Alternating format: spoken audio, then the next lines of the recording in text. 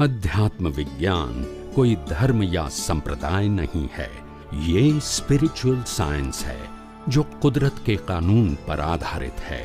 ये विज्ञान पूरे ब्रह्मांड के सभी रहस्यों को उजागर करता है और जीवन के सभी पहलुओं को समझने के लिए एक नई दृष्टि देता है। इसी को आर्ट ऑफ विजन कहते हैं, दुनिया को देखने की एक नई दृष्टि, जो अध्यात्म विज्ञानी परम पूज्य स्वामी श्री कमलेशानंद जी के निर्देशन में सनातन सत्य का अनुसंधान कर हमारे जीवन को प्रकाशित करे। जय सच्चिदानंद।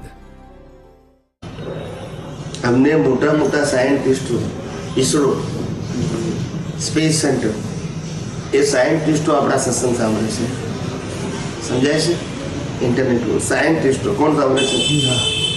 એ લોકોને એટલો અનુભવ થઈ ગયો કે આ દુનિયાની અંદર અત્યારે જે લોકો આધ્યાત્મની વાતો કરનારા છે, આધ્યાત્મની વાતો કરનારા, એમાં અમની વાત જ એવી છે કે જે માત્ર સિદ્ધાંત ઉપર હોય, શ્રદ્ધા ઉપર નહીં। પહેલો સિદ્ધાંત પછી એક્ઝામ્પલ, પહેલો સિદ્ધાંત એટલે અમને આમાં સાયન્સ દેખાય છે, કારણ કે અમે સાયન્ટિસ્ટ છે ને એમની વાતોમાં શું આવે છે? સાયન્સ। એક પણ વાત ગોળ ગોળ ના આવે, શ્રદ્ધાની આવે જ નહીં, શેની ના આવે? એક વાત ના આવે। તેવા સાયન્ટિસ્ટો અમે ફોન કરીને પ્રશ્ન પૂછ્યો કે સ્વામીજી, હવે અમે તો સાયન્ટિસ્ટ છે અને અમે આત્મામાં માનીએ છીએ ખરા, પણ અમારા બધા મિત્રો આત્માને માનતા નથી। એ તો એમ કે તમારી બિલીફ છે, પણ કે જે એઝ અ સાયન્ટિસ્ટ તમે અમને પ્રૂફ આપી શકો આત્માનું? શેમ? એ કે મેં કહું તમને અત્યાર સુધી ના મળ્યું? તો કે શાસ્ત્રમાં તો લખ્યું છે કે આત્મા અનુભવ ગમે છે, અને કોઈ પણ જ્ઞાની પાસે જઈએ અત્યારે લૌકિકમાં જે કે શાસ્ત્ર જ્ઞાની હોય એ લોકો પાસે જઈએ તો બધા એમ જ કે અનુભવ ગમે છે, એટલે કોઈ પ્રમાણ આપતું નથી। એના ગુણોનું વર્ણન કરે, શું કરે?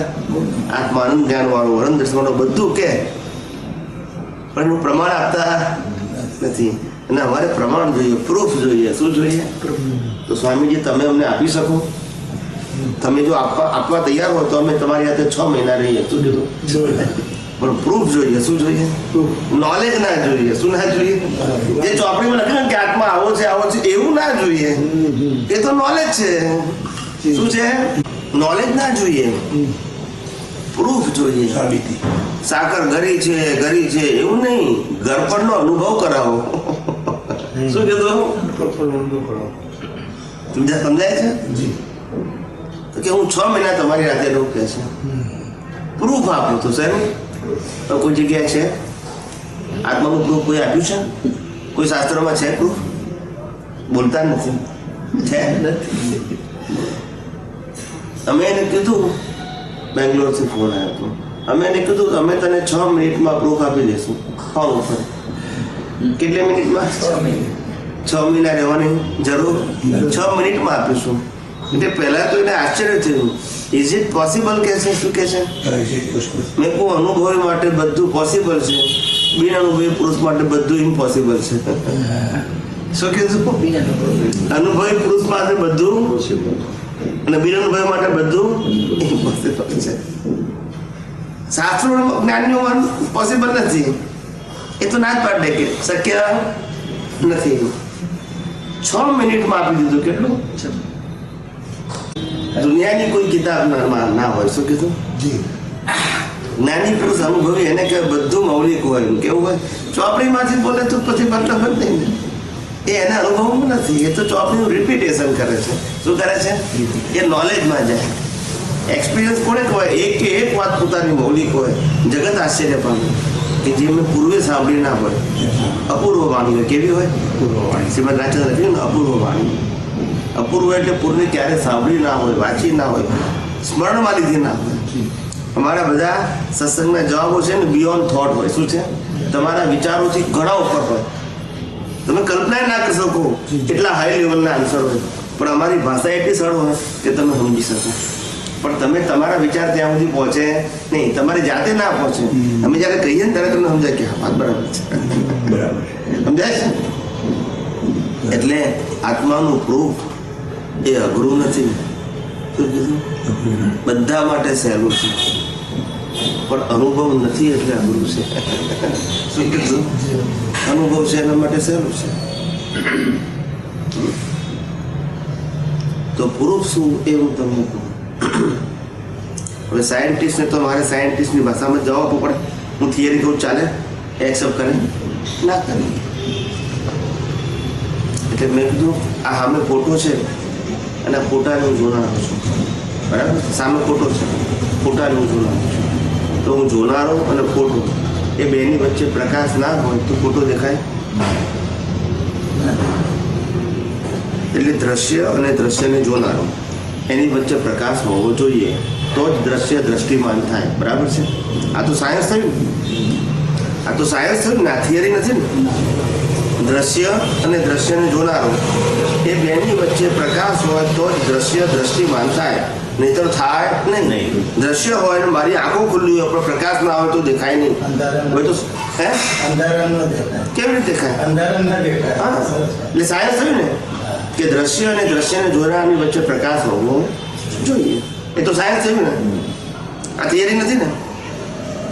તો દિવસે આપણને આ દુનિયા દેખાય છે બધી, એ કોના પ્રકાશમાં દેખાય છે? સૂર્યનારાયણના પ્રકાશમાં દેખાય છે. રાત્રે આ બધું દેખાય ઘરની અંદર, એ કયા પ્રકાશમાં દેખાય છે? ટ્યુબલાઇટથી, આર્ટિફિશિયલ અથવા મેન મેડ પ્રકાશથી. બરાબર છે? તો રાત્રે જે સુઈ ગયા પછી જે સપના દેખાય છે કયા પ્રકાશમાં દેખાય છે? કેવાય આત્માના પણ મન. પ્રકાશ કોણ? રાત્રે સપના દેખાય છે એ પ્રકાશ કોણ? જોનારો હું છું અને સામે દ્રશ્ય છે. આ બે વસ્તુ છે. પ્રકાશ કોણ એ આપણો પ્રશ્ન છે. તો એનો આત્માનો. તે સિવાય બીજો કોઈ છે પ્રકાશ? આપણે ડોક્ટરને પૂછે કે અંદર કોઈ પ્રકાશ જેવી વસ્તુ છે તો એ શું કહે? છતાં દેખાય છે ને. દેખાય છે એટલે સાબિત થઈ ગયું કે પ્રકાશ છે, ને એના સિવાય બીજા કોઈનો પ્રકાશ હોય છે? કોઈ બીજો પ્રકાશ નહીં. કોઈ ચેલેન્જ કરે કે ના ખોટું છે? સમજાય છે? અને એટલો બધો આશ્ચર્ય બ્રાહ્મણ છે, સાઉથ ઇન્ડિયન બ્રાહ્મણ સાયન્ટિસ્ટ, એ એટલો બધો આનંદ પામી ગયો, જાણે મોટો ખજાનો મળી ગયો. શું મળી ગયો? આજે વર્ષોથી માણસ ખોજ કરતો હોય અને એકદમ મળી જાય તો કેવો આનંદ થાય? થાય કે નહીં? એને પૂછો તમે આટલો અઘરો પ્રશ્ન જેને હું કેટલા વર્ષોથી શોધખોળ કરતો હતો શાસ્ત્રોમાંથી અથવા તો શાસ્ત્ર જ્ઞાનીઓ પાસેથી, કોઈએ જવાબ આપ્યો અને આટલો સરળ જવાબ, આટલો સિમ્પલ જવાબ હશે એ મારી કલ્પનાની બહાર વસ્તુ છે. જવાબ આપ્યો ત્યારે મને સમજાયું ક્યારે ગયો, પણ કેટલો ગહન કોળિયાનો જવાબ સ્વામીજી તમે કેટલો સરળ ભાષામાં આપ્યો.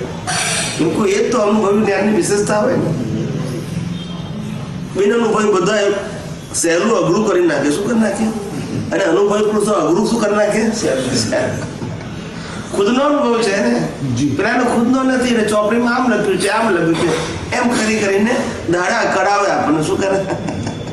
ના સમજાય? ઉપર જઈએ ત્યાં સુધી કશું થાય નહીં, સમય નીકળે. શું કીધું? ખાલી આટલો જવાબ આપ્યો, એટલું આપ્યું થઈ ગયું માણસ. એક નાનો જવાબ અમારા માટે નાનો કહેવાય, એના માટે કેટલા વર્ષોની શોધખોળ હોય સાહેબ. એમ આજે જવાબ મળે તો શું લાગે ને? એટલે આત્માનો પ્રકાશ. ઘણા મને પૂછે છે સ્વામીજી આ શરીર છે ને એનો તો અહેસાસ થાય છે. શું કીધું? સમય થાય છે. આત્માનો અહેસાસ કેમ થતો નથી? શું કહે છે? આત્માનો અહેસાસ કેમ થતો નથી? આનો તો થાય છે.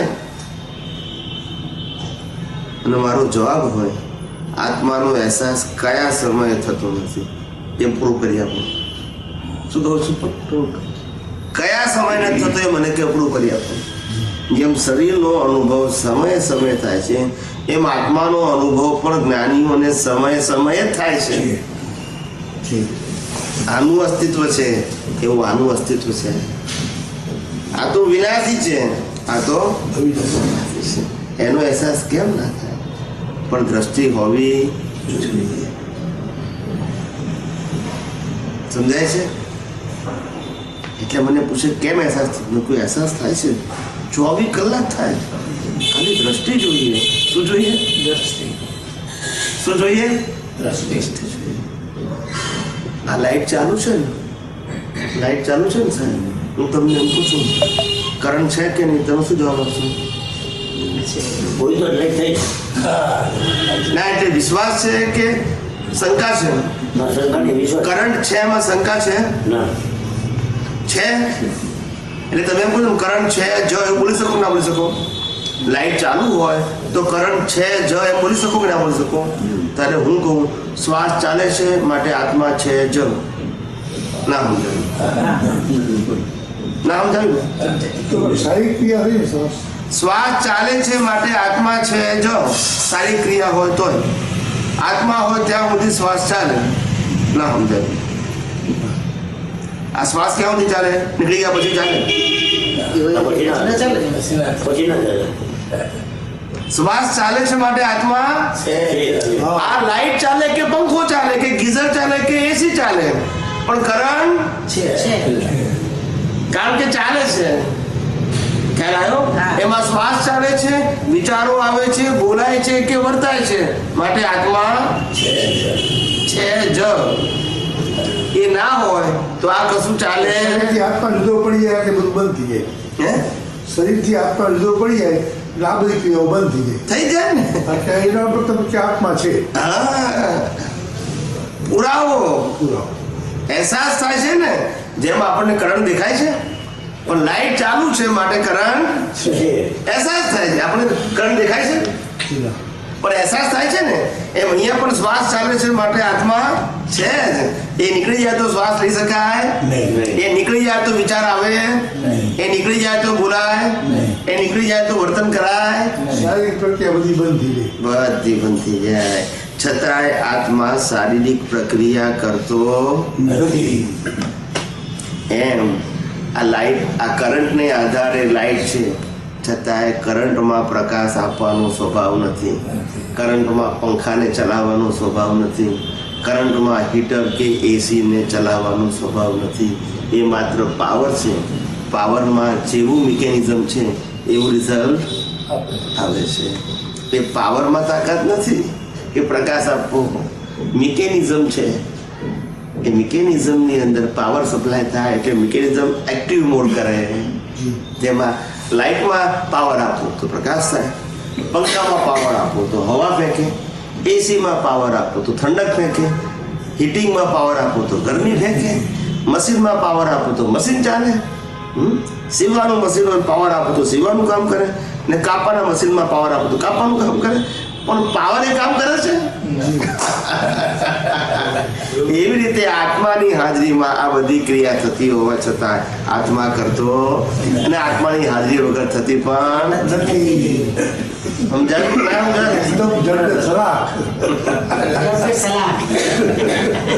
બાહ્ય દ્રષ્ટિ છે એટલે અંદર ખબર નથી પડતી. આ બધી વસ્તુ છે.